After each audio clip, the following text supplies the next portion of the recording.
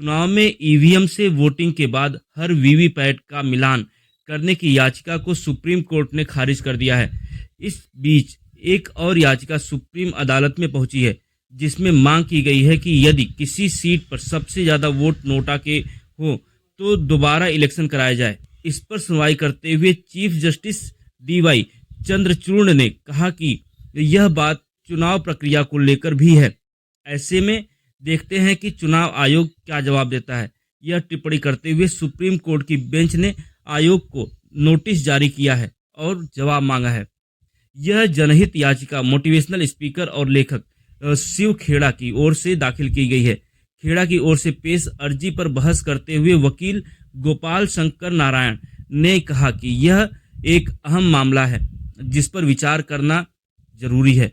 उन्होंने सूरत लोकसभा सीट का भाजपा कैंडिडेट के निर्विरोध जीतने का उदाहरण देते हुए कहा कि वहां वह मैदान में अकेले ही बचे थे।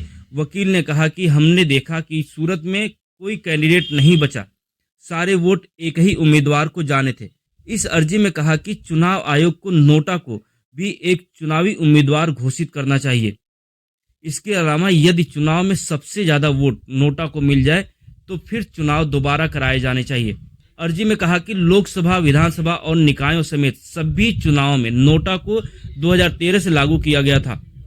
तब से अब तक 2 बार मांग की जा चुकी है कि नोटा को एक काल्पनिक कैंडिडेट घोषित किया जाए। अर्जी में कहा गया कि महाराष्ट्र, हरियाणा, दिल्ली और पुदुचेरी समेत कई राज्यों और केंद्र शासित प्रदेश में नोटा को लेकर यह नियम लागू किया गया है। इन चारों जगह पर यह नियम है कि यदि किसी चुनाव में नोटा को वोट सबसे ज्यादा रहते हैं तो दोबारा इलेक्शन कराया जाए। यही नहीं, शिव खेड़ा ने अपनी याचिका में मांग की है कि चुनाव आयोग नोटा का अच्छे से प्रचार करे। उस कैंपेन में बताया जाए कि चुनाव में आपके पास नोटा का भी एक विकल्प है। यदि आप नोटा को सबसे ज्यादा चुनेंगे तो दोबारा इलेक्शन कराया जाएगा। यही नहीं, उन्होंने मांग की कि नोटा से पिछड़ने वाले सभी उम्मीदवारों पर चुनाव लड़ने से 5 साल की रोक लगाई जाए।